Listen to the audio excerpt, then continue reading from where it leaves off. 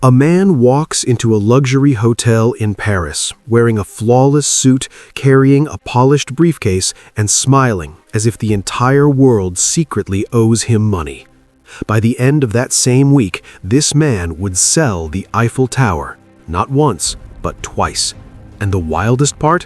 One of his victims never reported the crime because he was too embarrassed to admit he had purchased a national monument.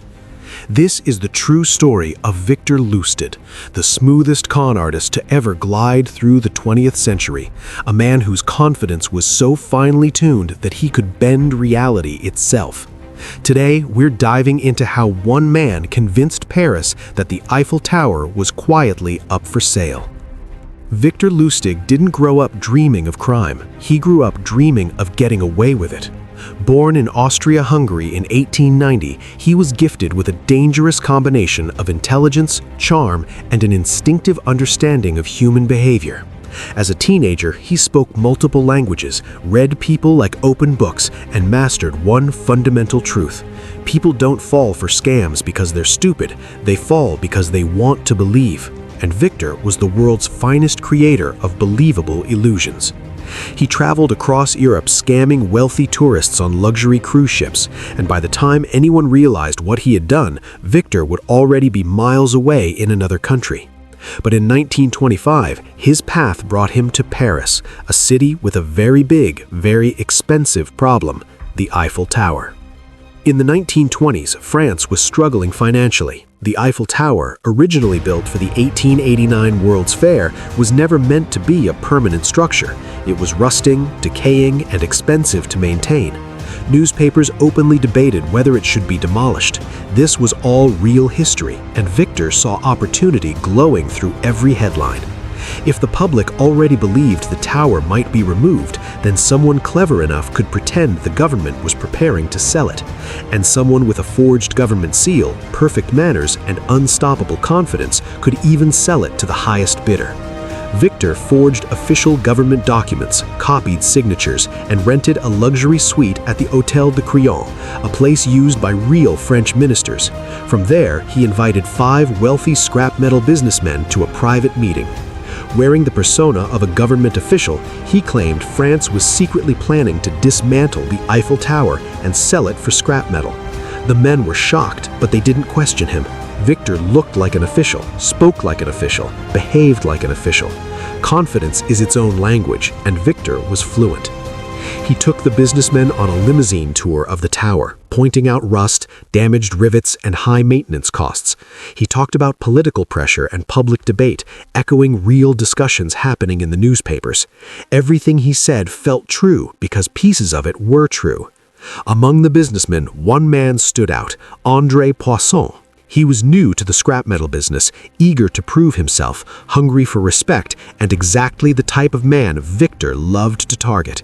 He pulled him aside and whispered that the minister's office expected a small appreciation, hinting at a bribe. In 1920s Paris, corruption wasn't shocking. Poisson believed every word. He paid Victor a large bribe plus the full price of the Eiffel Tower. Victor took the money and vanished, fleeing across the border to Austria. Days later, Poisson realized he had been conned, but he was so embarrassed at having bought the Eiffel Tower that he never went to the police. And because the authorities didn't know, Victor got away with everything. Most criminals would retire after pulling off the greatest con of the century, not Victor Lustig. His ego had different plans. His logic was simple: if the trick worked once, why not do it again? So he returned to Paris to the exact same hotel and repeated the exact same performance with a new group of businessmen. Same documents, same tour, same pitch. This time, however, one buyer grew suspicious and quietly contacted the authorities. Victor sensed danger instantly and vanished from Paris before police could catch him. He sold the Eiffel Tower twice and walked away untouched both times. After escaping France, Victor moved to the United States and launched another legendary scam, the money box. It was a suitcase-sized machine that supposedly duplicated real banknotes using a special chemical process. Victor would load it with real money so the machine printed perfect bills during demonstrations. Wealthy buyers believed it, paid him enormous sums, took the machine home, and only hours later realized it was worthless. By then, Victor was already in another state living under a new name. Eventually, his luck ran out, and American authorities arrested him in the 1930s. Even in prison, he was charming and composed. When he was transferred to Alcatraz, the warden asked him if he knew why he was there. Victor replied, "Because I couldn't fool you." A poetic ending for a man who built an entire career on confidence, charm, and the psychology of belief. Victor Lustig didn't sell the Eiffel Tower because his victims were foolish. He sold it because he understood three powerful truths. People trust confidence, people believe what they want to believe, and the best lies are built from fragments of truth.